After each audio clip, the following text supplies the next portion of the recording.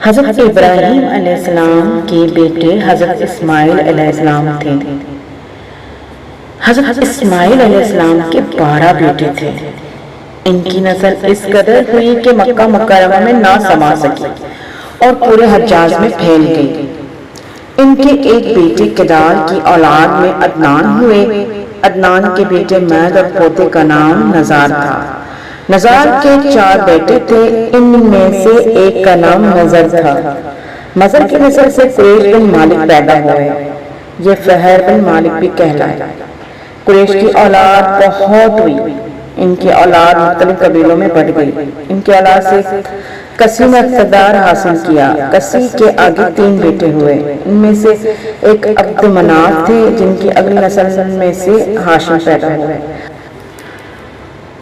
ہاشم نے مدینہ کے ایک سردار کی لڑکی سے شادی کی۔ ان کے ہاں ایک لڑکا پیدا ہوا، اس کا نام شیبہ رکھا گیا۔ یہ پیدا ہی ہوا تھا کہ ہاشم کا انتقال ہو گیا۔ ان کے بھائی ابو مطلب مکہ کے حاکم ہوئے۔ ہاشم کا بیٹا مدینہ منورہ میں پرشت پاتا رہا۔ جب ابو مطلب کو معلوم ہو گیا کہ وہ جوان ہو گیا ہے تو بھتیجے کو لینے کے لیے خود مدینہ گئے۔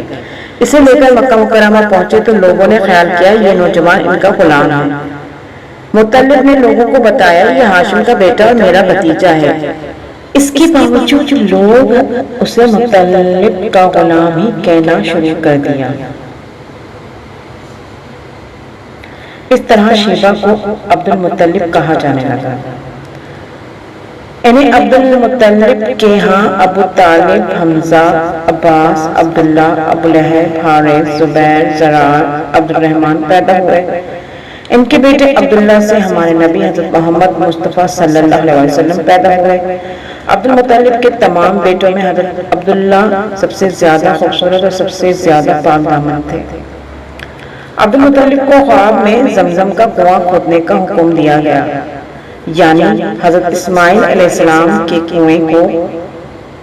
اس کنویں کو قبیلہ جرہم کے سردار مزاز نے پاٹ دیا تھا۔ قبیلہ جرہم کے لوگ اس زمانے میں مکہ کے سردار تھے، بیت اللہ کے نگران تھے۔ انہوں نے بیت اللہ کی بے حرمتی شروع کر دی۔ ان کا سردار مزاز بن عمرو تھا، وہ اچھا آدمی تھا۔ اس نے اپنے قبیلے کو سمجھایا کہ بیت اللہ کی بے حرمتی نہ کرو، مگر ان پر اثر نہ ہوا۔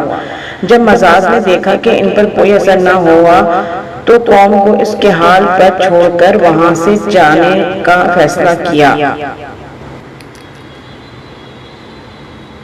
اس نے تمام مال و دولت، تلواریں اور زرہیں وغیرہ خانہ کعبہ سے نکال کر زمزم کے کنویں میں ڈال دی اور مٹی سے اس کو پاٹ دیا۔ کنواں اس سے پہلے ہی خشک ہو چکا تھا، اب اس کا نام و نشان مٹ گیا۔ مدتوں یہ کنواں بند پڑا رہا۔ اس کے بعد بنو خزاع نے بنو جرہم کو وہاں سے مار بھگایا۔ بنو خزاع کسی کے سرداری کا زمانہ اسی حالت میں گزرا۔ کنواں بند رہا یہاں تک کہ کسی کے بعد عبد المطلب کا زمانہ آ گیا۔ انہوں نے خواب دیکھا، خواب میں انہیں زمزم کے کنویں کی جگہ دکھائی گئی اور اس کے کھودنے کا حکم دیا گیا۔ حضرت علی رضی اللہ عنہ سے روایت ہے کہ عبد المطلب نے بتایا، میں حجر آسود کے مقام پر سو رہا تھا کہ میرے پاس ایک آنے والا آیا۔ اس نے مجھ سے کہا طیبہ کو کھودو۔ میں نے اس سے پوچھا طیبہ کیا ہے، مگر وہ کچھ بتائے بغیر چلا گیا۔ دوسری طرف رات پھر خواب میں وہی شخص آیا، کہنے لگا برہا کو کھودو۔ میں نے پوچھا برہا کیا ہے، وہ کچھ بتائے بغیر چلا گیا۔ تیسری رات میں اپنے بستر پر سو رہا تھا کہ پھر وہ شخص خواب میں آیا، اس نے کہا مظنونہ کھودو۔ میں نے پوچھا مظنونہ کیا ہے، وہ بتائے بغیر چلا گیا۔ اس سے اگلی رات میں پھر بستر پر سو رہا تھا کہ وہی شخص پھر آیا اور بولا زمزم کھودو۔ میں نے اس سے پوچھا زمزم کیا ہے، اس بار اس نے کہا زمزم وہ ہے جس کا پانی کبھی ختم نہیں ہوتا، جو حاجیوں کے بڑے بڑے مجموعوں کو سیراب کرتا ہے۔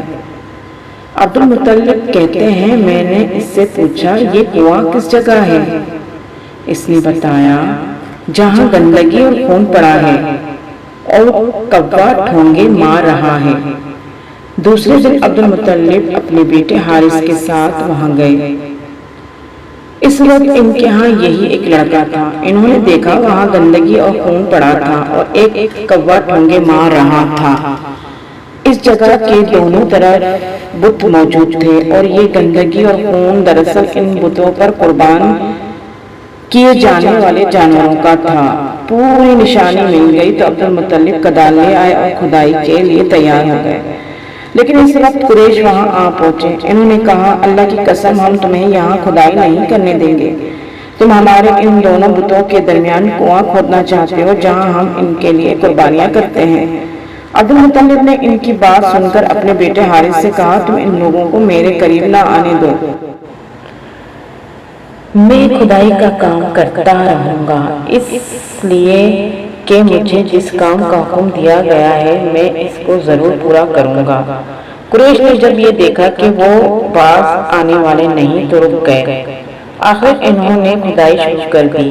جلد ہی کنویں کے آثار نظر آنے لگے۔ یہ دیکھ کر انہوں نے اللہ اکبر کا نعرہ لگایا اور پکار اٹھے، یہ دیکھو یہ اسماعیل علیہ السلام کی تعمیر ہے۔ جب قریش نے یہ دیکھا کہ انہوں نے کنواں تلاش کر لیا تو ان کے پاس آ گئے اور کہنے لگے، عبد المطلب اللہ کی قسم یہ ہمارے باپ اسماعیل علیہ السلام کا کنواں ہے اور اس پر ہمارا بھی حق ہے، اس لیے ہم اس میں تمہارے شریک ہوں گے۔ یہ سن کر عبد المطلب نے کہا، میں تمہیں اس میں شریک نہیں کر سکتا، یہ مجھے اکیلے کا کام ہے۔ اس پر قریش نے کہا، تب پھر اس معاملے میں ہم تم سے جھگڑا کریں گے۔ عبد المطلب بولے، کس سے فیصلہ کروا لو؟ انہوں نے بنو سعد ابن بزہم کی کاہنہ سے فیصلہ کروانا منظور کیا۔ یہ کاہنہ ملک شام کے بلائی علاقے میں رہتی تھی۔ آخر عبد المطلب اور دوسرے قریش اس کی طرف روانہ ہوئے۔ عبد المطلب کے ساتھ عبد مناف کے لوگوں کی ایک جماعت تھی، جبکہ دیگر قبائل قریش کی بھی ایک ایک جماعت ساتھ تھی۔ اس زمانے میں ملک حجاز اور شام کے درمیان ایک بیابان میدان تھا، وہاں کہیں پانی نہیں تھا۔ اس میدان میں ان کا پانی ختم ہو گیا۔ سب لوگ پیاس سے بےحال ہو گئے، یہاں تک کہ انہیں اپنی موت کا یقین ہو گیا۔ انہوں نے قریش کے دوسرے لوگوں سے پانی مانگا، لیکن انہوں نے پانی دینے سے انکار کر دیا۔ اب انہوں نے ادھر ادھر پانی تلاش کرنے کا ارادہ کیا۔ عبد المطلب اٹھ کر اپنی سواری کے پاس آئے۔ جو ہی ان کی سواری اٹھی، اس کے پاؤں کے نیچے سے پانی کا چشمہ ابل پڑا۔ انہوں نے پانی کو دیکھ کر اللہ اکبر کا نعرہ لگایا۔ پھر عبد المطلب سواری سے اتر آئے، سب نے خوب سیر کر پانی پیا اور اپنے مشکیزیں بھر لیے۔ اب انہوں نے قریش کی دوسری جماعت سے کہا، اور تم بھی سیر ہو کر پانی پی لو۔ اب وہ بھی آگے آئے اور خوب پانی پیا۔ پانی پینے کے بعد وہ بولے، اللہ کی قسم اے عبد المطلب، یہ تو تمہارے حق میں فیصلہ ہو گیا۔ اب ہم زمزم کے بارے میں تم سے کبھی جھگڑا نہیں کریں گے۔ جس ذات نے تمہیں اس بیابان میں سیراب کر دیا، وہی ذات تمہیں زمزم سے بھی سیراب کرے گا، اس لیے یہیں سے واپس چلو۔ اس طرح قریش نے جان لیا کہ اللہ تعالیٰ عبد المطلب پر مہربان ہے، لہٰذا ان سے جھگڑنا بے سود ہے اور کاہنہ کے پاس جانے کا کوئی فائدہ نہیں۔ چنانچہ سب لوگ واپس لوٹے۔ واپس آ کر عبد المطلب پھر کنویں کی کھدائی شروع کر دی۔ ابھی تھوڑی سی کھدائی کی ہوگی کہ مال و دولت، تلواریں اور زرہیں نکل آئیں، اور اس میں سونا اور چاندی وغیرہ بھی تھی۔ یہ مال و دولت دیکھ کر قریش کے لوگوں کو لالچ نے آ گھیرا۔ انہوں نے عبد المطلب سے کہا، عبد المطلب اس میں ہمارا بھی حصہ ہے۔ ان کی بات سن کر عبد المطلب نے کہا، نہیں، اس میں تمہارا کوئی حصہ نہیں، تمہیں انصاف کا طریقہ اختیار کرنا چاہیے اور تانسوں کے تیروں سے قرا ڈالیں۔ انہوں نے ایسا کرنا منظور کر لیا۔ 2 تیر کعبے کے نام سے رکھے گئے، 2 عبد المطلب کے، 2 قریش کے، باقی لوگوں کے نام۔ تانسا پھینکا گیا تو مال اور دولت کعبے کے نام کا نکلا۔ تلواریں اور زرہیں عبد المطلب کے نام اور قریشیوں کے نام کے جو تیر تھے وہ کسی چیز پر نہ نکلے۔ اس طرح فیصلہ ہو گیا۔ عبد المطلب نے کعبے کے دروازے کو سونے سے سجا دیا۔ زمزم کی کھدائی سے پہلے عبد المطلب نے دعا مانگی تھی کہ اے اللہ اس کھدائی کو مجھ پر آسان کر دے، میں اپنا ایک بیٹا تیرے راستے پر ذبح کروں گا۔ اب جب کہ کنواں نکل آیا تو انہیں خواب میں حکم دیا گیا کہ اپنی منت پوری کرو، یعنی ایک بیٹے کو ذبح کرو۔ حضرت عبد المطلب کو یہ حکم اس وقت دیا گیا جب وہ اپنی منت بھول چکے تھے۔ پہلے خواب میں ان سے کہا گیا کہ منت پوری کرو، انہوں نے ایک مینڈھا ذبح کر کے غریبوں کو کھلا دیا۔ پھر خواب آیا اس سے بڑی پیش کرو، اس مرتبہ انہوں نے ایک بیل ذبح کر دیا۔ خواب میں پھر یہی کہا گیا اس سے بھی بڑی پیش کرو، اب انہوں نے اونٹ ذبح کیا۔ پھر خواب آیا اس سے بھی بڑی چیز پیش کرو، انہوں نے پوچھا اس سے بھی بڑی چیز کیا ہے؟ تب کہا گیا اپنے بیٹوں میں سے کسی کو ذبح کرو جیسا کہ تم نے منت مانی تھی۔ اب انہیں اپنی منت یاد آئی، اپنے بیٹوں کو جمع کیا، ان سے منت کا ذکر کیا، سب کے سر جھک گئے۔ کون خود کو ذبح کرواتا؟ آخر عبداللہ بولے ابا جان آپ مجھے ذبح کر گئے۔ یہ سب سے چھوٹے تھے، سب سے خوبصورت تھے، سب سے زیادہ محبت بھی عبد المطلب کو انہیں سے تھی، لہذا انہوں نے قرآن اندازی کرنے کا ارادہ کیا۔ تمام بیٹوں کے نام لکھ کر قرآ ڈالا گیا، عبداللہ کا نام نکلا۔ اب انہوں نے چھری لی، عبداللہ کو بازو سے پکڑا اور انہیں ذبح کرنے کے لیے نیچے لٹا دیا۔ جو ہی باپ نے بیٹے کو لٹایا، عباس سے ضبط نہ ہو سکا، فوراً آگے بڑھے اور بھائی کو کھینچ لیا۔ اس وقت یہ خود بھی چھوٹے ہی تھے۔ ادھر باپ نے عبداللہ کو کھینچا، اس کھینچا تانی میں عبداللہ کے چہرے پر خراش بھی آئی۔ ان خراشوں کے نشانات مرتے دم تک باقی رہے۔ اس دوران بنو مخزوم کے لوگ آ گئے۔ انہوں نے کہا آپ اس طرح بیٹے کو ذبح نہ کریں، اس کی ماں کی زندگی خراب ہو جائے گی۔ اپنے رب کو راضی کرنے کے لیے بیٹے کا فدیہ دے دیں۔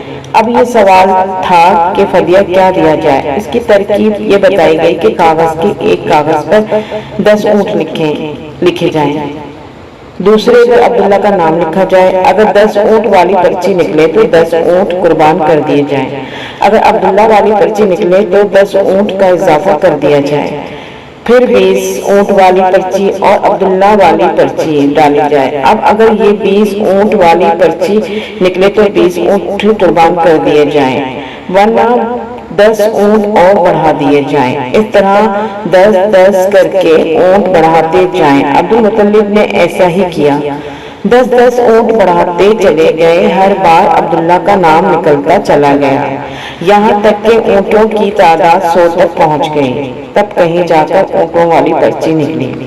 اس طرح ان کی جان کے بدلے 100 اونٹ قربان کیے گئے۔ عبد المطلب کو اب پورا اطمینان ہو گیا کہ اللہ تعالیٰ نے عبداللہ کے بدلے 100 اونٹوں کی قربانی منظور کر لی ہے۔ انہوں نے کعبے کے پاس 100 اونٹ قربان کیے اور کسی کو کھانے سے نہ روکا۔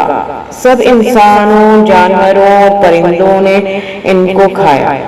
امام زہری کہتے ہیں کہ عبد المطلب پہلے آدمی ہیں جنہوں نے آدمی کی جان کی قیمت 100 اونٹ دینے کا طریقہ شروع کیا۔ اس سے پہلے 10 اونٹ دیے جاتے تھے۔ اس کے بعد یہ طریقہ سارے عرب میں جاری ہو گیا، گویا قانون بن گیا کہ آدمی کا فدیہ 100 اونٹ ہے۔ نبی کریم صلی اللہ علیہ وسلم کے سامنے جب یہ ذکر آیا تو آپ نے اس فدیے کی تصدیق فرمائی، یعنی فرمایا کہ یہ درست ہے۔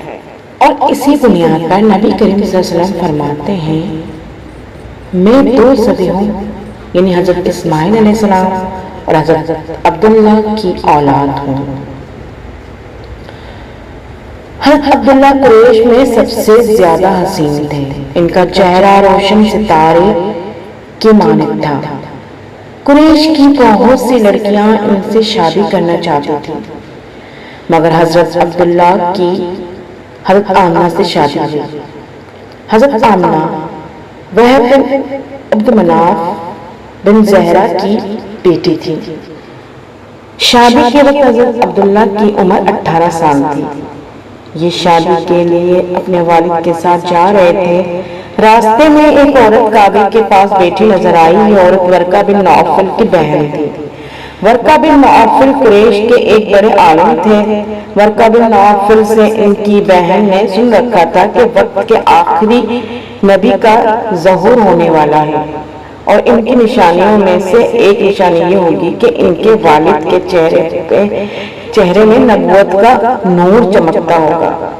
جو ہی اس نے عبداللہ کو دیکھا، فوراً اس کے ذہن میں یہ بات آئی۔ اس نے سوچا ہو نہ ہو یہ وہ شخص ہے جو پیدا ہونے والے نبی کے باپ ہوں گے۔ چنانچہ اس نے کہا اگر تم مجھ سے شادی کر لو تو میں بدلے میں تمہیں اتنے ہی اونٹ دوں گی جتنے تمہاری جان کے بدلے میں ذبح کیے گئے تھے۔ اس پر انہوں نے جواب دیا میں اپنے باپ کے ساتھ ہوں، ان کی مرضی کے خلاف کچھ نہیں کر سکتا، نہ ان سے الگ ہو سکتا ہوں، اور میرے والد باعزت آدمی ہیں، اپنی قوم کے سردار ہیں۔ بہرحال حضرت عبداللہ کی شادی حضرت بی بی آمنہ سے ہو گئی۔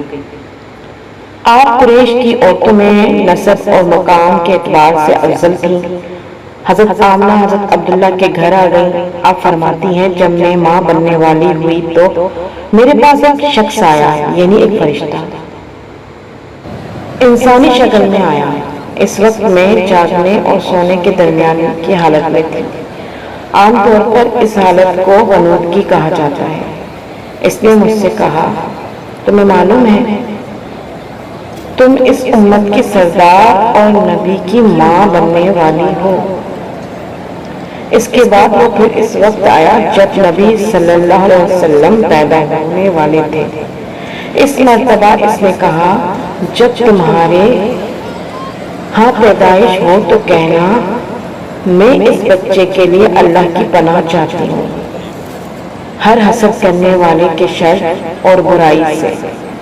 پھر تم اس بچے کا نام محمد رکھنا، کیونکہ ان کا نام تورات میں احمد ہے، اور زمین اور آسمان والے ان کی تعریف کرتے ہیں، جبکہ قرآن میں ان کا نام محمد ہے، اور قرآن ان کی کتاب ہے۔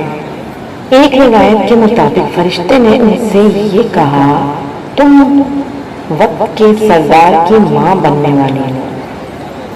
اس بچے کی نشانی یہ ہوگی کہ اس کے ساتھ ایک نور ظاہر ہوگا جس سے ملک شام اور بصرہ کے محلات روشنی سے بھر جائیں گے۔ جب وہ بچہ پیدا ہو جائے گا تو اس کا نام محمد رکھنا، کیونکہ تورات میں ان کا نام احمد ہے کہ آسمان اور زمین والے ان کی تعریف کرتے ہیں، اور انجیل میں ان کا نام احمد ہے کہ آسمان اور زمین والے ان کی تعریف کرتے ہیں، اور قرآن میں ان کا نام محمد ہے۔ حضرت عبداللہ کے چہرے میں جو نور چمکتا تھا شادی کے بعد وہ حضرت آمنہ کے چہرے پہ آ گیا تھا۔ امام ذہبی فرماتے ہیں حاکم نے یہ روایت بیان کی ہے اور اس کو صحیح قرار دیا ہے کہ صحابہ رضی اللہ تعالیٰ عنہم نے حضور نبی کریم صلی اللہ علیہ وسلم سے عرض کیا اے اللہ کے رسول ہمیں اپنے بارے میں کچھ بتائیے۔ آپ صلی اللہ علیہ وسلم نے ارشاد فرمایا میں اپنے باپ ابراہیم علیہ السلام کی دعا ہوں اور اپنے بھائی عیسیٰ علیہ السلام کی بشارت ہوں اور خوشخبری ہوں۔ جب میں اپنی والدہ کے شکم میں آیا اور انہوں نے دیکھا گویا ان سے ایک نور ظاہر ہوا ہے جو ملک شام میں بصری کے محلات روشن ہو گئے۔ حضرت آمنہ نے حضرت حلیمہ سعدیہ سے فرمایا تھا میرے اس بچے کی شان نرالی ہے، یہ میرے پیٹ میں تھے تو مجھے کوئی بوجھ اور تھکن محسوس نہیں ہوئی۔ حضرت عیسیٰ علیہ السلام وہ آخری پیغمبر ہیں جنہوں نے آپ صلی اللہ علیہ وسلم کی آمد کی خوشخبری سنائی ہے۔ اس بشارت کا ذکر قرآن پاک میں بھی موجود ہے۔ سورہ صف میں اللہ تعالیٰ فرماتے ہیں اور اسی طرح وہ وقت بھی قابل ذکر ہے جبکہ عیسیٰ ابن مریم علیہ السلام نے فرمایا کہ اے بنی اسرائیل، میں تمہارے پاس اللہ کا بھیجا ہوا آیا ہوں کہ مجھ سے پہلے جو تورات آ چکی ہے میں اس کی تصدیق کرنے والا ہوں، اور میرے بعد جو ایک رسول آنے والے ہیں ان کا نام مبارک احمد ہوگا، میں ان کی بشارت دینے والا ہوں۔ اب چونکہ حضرت عیسیٰ علیہ السلام یہ بشارت سنا چکے تھے، اس لیے ہر دور کے لوگ آپ صلی اللہ علیہ وسلم کی آمد کا بے چینی سے انتظار کر رہے تھے۔ ادھر آپ کی پیدائش سے پہلے ہی حضرت عبداللہ انتقال کر گئے۔ سابقہ کتب میں آپ کی نبوت کی ایک علامت یہ بھی بتائی گئی ہے کہ آپ کے والد کا انتقال آپ کی ولادت سے پہلے ہو جائے گا۔ حضرت عبداللہ ایک تجارتی قافلے کے ساتھ تجارت کے لیے گئے تھے، اس دوران بیمار ہو گئے اور کمزور ہو کر واپس لوٹے۔ قافلہ مدینہ منورہ سے گزرا تو حضرت عبداللہ اپنی ننیحال یعنی بنو نجار کے ہاں ٹھہرے۔ ان کی والدہ بنو نجار سے تھی۔ ایک ماہ تک بیمار رہے اور انتقال کر گئے۔ انہیں یہیں دفن کر دیا گیا۔ تجارتی قافلہ جب حضرت عبداللہ کے بغیر مکہ مکرمہ پہنچا اور عبد المطلب کو پتہ چلا کہ ان کے بیٹے عبداللہ بیمار ہو گئے ہیں اور مدینہ منورہ میں اپنے ننیحال میں ہیں، تو انہیں لانے کے لیے عبد المطلب نے اپنے بیٹے زبیر کو بھیجا۔ جب یہ وہاں پہنچے تو عبداللہ کا انتقال ہو چکا تھا۔ مطلب یہ کہ آپ صلی اللہ علیہ وسلم اس دنیا میں اپنے والد کی وفات کے چند ماہ بعد تشریف لائے۔